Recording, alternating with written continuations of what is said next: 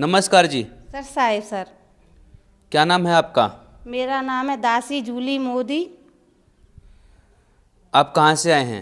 हम आए डबरा, जिला ग्वालियर, मध्य प्रदेश। संत रामपाल जी महाराज जी से आपने नाम दीक्षा कब ली? संत रामपाल जी महाराज जी से मैंने नाम दीक्षा ली है 2017 तीसरा महीना 17 मार्च। हम पहले श्री कृष्ण जी भगवान की भक्ति करते थे और उसके बाद हम संत रामपाल जी महाराज जी के चरण में ऐसे आए, सारे लोग जुड़ गए थे। हमारा बच्चा है छोटा वाला, वो जुड़ने के लिए गया। जब वो जुड़ने गया तो हमने उससे काफ़ी मना करी कि बेटा आप नहीं जाओ, सब लोग जुड़ गए, हम अकेले रह जाएंगे। तो उसने माना नहीं। वो घूमने के पेशा से जुड़ने गया। उसने कही मम्मी जब बड़ा भाई जाता है 4 दिन के लिए पेशी पे मालिक की, तो स्कूल की भी नांगा होती है और घूमने भी मिलता है। और रात में कैसा सफ़र होता है ट्रेन में हमने कभी देखा नहीं है। तो वो घूमने के उद्देश्य से चला गया, उसने ज्ञान नहीं समझा। जब वो बच्चा उधर से लौट के आया, गुरुजी के दर से, तत्वती संत रामपाल जी महाराज की दर से दक्षा लेके लौट के आया, तो उसने हमको समझाया मम्मी आप भी जुड़ जाओ इसमें। हमने कि हम नहीं जुड़ेंगे। उसने लगातार सर 15 दिन तक बोला हमसे, लेकिन हमने कही हम नहीं जुड़ेंगे और हमारे से नहीं खाया जाता। तो फिर उसके 15 दिन बाद ऐसी बात कह दी, कहने लगा उसने फिर 10-12 दिन तक ये बात कही मम्मी आप कुतिया बन जाओगी, कुत्ता बन जाओगी, गैया बनोगी और हम देखेंगे घूरे पे फिरोगी तो हमको बहुत दुख होगा, पर हम कुछ कर नहीं पाएंगे। तो हमने कि किसने देखा अगला जन्म कुत्ता बनेंगे, कुतिया बनेंगे, जो बनेंगे वो बनेंगे, लेकिन अभी तो हमको इंसान का जन्म मिला, उसका सुख तो देख ले कैसा होता है। तो ऐसे हमारे लड़के ने 10-12 दिन कही भगत जी हम ऐसे पागल से हो गए थे कि अगर हम रोटी बस बना रहे हैं तो रोटी बनाते हुए देखते थे कि हम कुतिया बन गए और घूरे पे फिर रहे हैं, काली कुतिया बन गए, पन्नी फाड़ रहे हैं।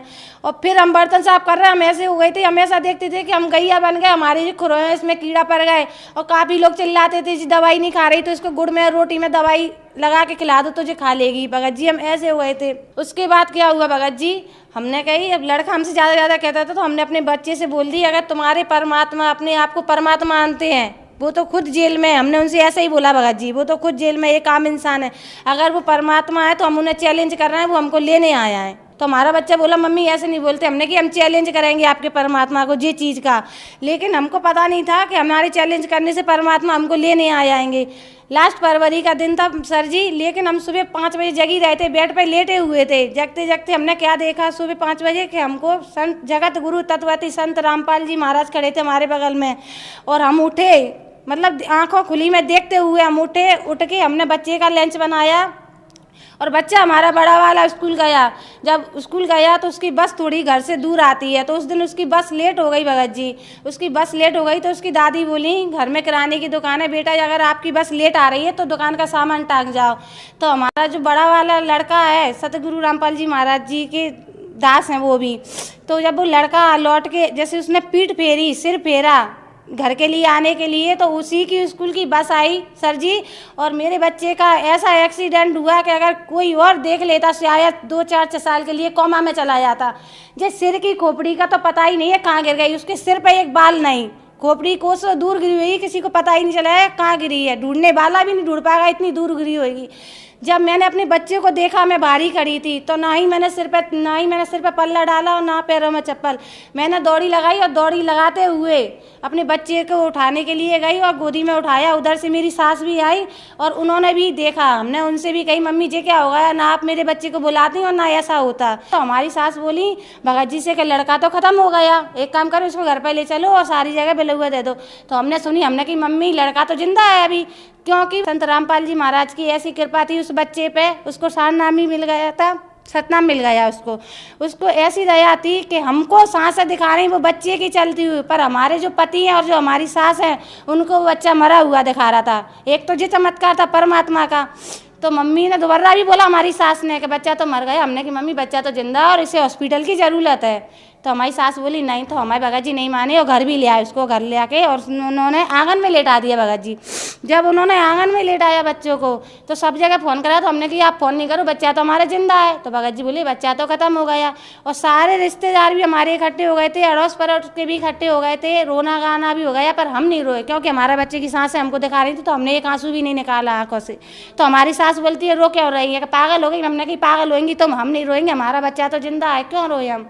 लेकिन उसके बाद सब पता नहीं पहले कोई 4 लोग आए, बोले एक काम करो इसके लिए फायरा ले आओ और इसकी अर्थी नहीं सजेगी, अपन तो गड्ढा खोदेंगे, इस बच्चे को गड्ढे में गाड़ेंगे।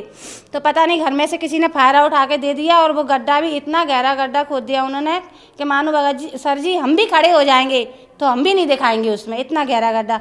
जब वो गड्ढा खोद के वो लेने आए बच्चे को, बोले सफ़ेद चादर दे दो, इसके सफ़ेद चादर में लपेड़ेंगे।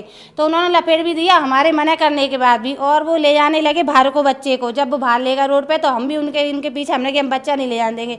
जब हम अपने बच्चे के लिए आगे कदम रखे भगत जी, तो हम अपने बच्चे से उतनी दूरी पर हो जाए, यानी पीछे को बढ़े। फिर हम सोच समझ के फिर एक कदम रखे, तो फिर हम एक कदम फिर पीछे।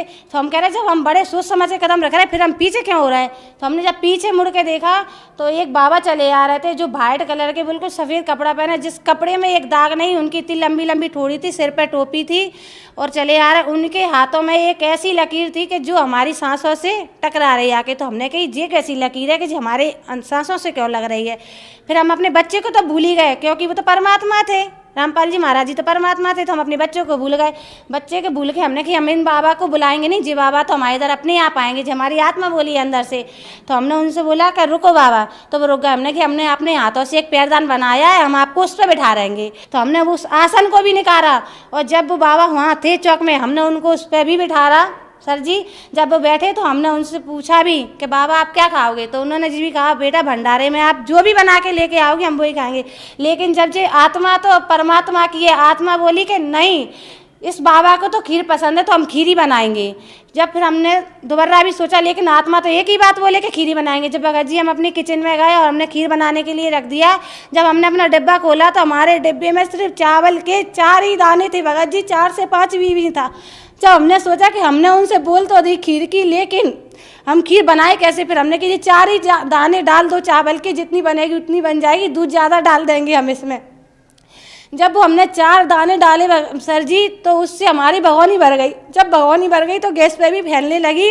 उस टाइम खीर हम पे समरा ही ना समरे, हमने अपनी गैस बंद कर दी और हमने प्लेट में खीर ली, चम्मच गिलास भी भर के ले गए और उनको दी और बाबा जी ने खा ली। जब उन्होंने हाथ नहीं धोए तो हमने उनसे पूछा कि बाबा आपने हाथ क्यों नहीं धोए। उन्होंने हमसे कही बेटा कभी बर्तन में हाथ नहीं धोते। हमने उनसे ये भी कहा कि हम भी नहीं धोएंगे हाथ। बच्चे को हम भूल ही गए थे, क्योंकि वो तो परमात्मा था इसलिए भूल गए। उन्होंने खुद ऐसी बुद्धि कर दी थी। उसके बाद क्या हुआ, हमने उनकी गोदी में सिर रखा और हम इतने रोए कि उनका रोते रोते नीचे के जो कुर्ता का घेर का वो गीला कर दिया। उन्होंने हमारे सिर पर भी हाथ रखा, पर उन्होंने हमसे ये नहीं पूछा कि बेटा आप क्यों रो रही हैं, ऐसी क्या बात है, कुछ भी नहीं पूछा।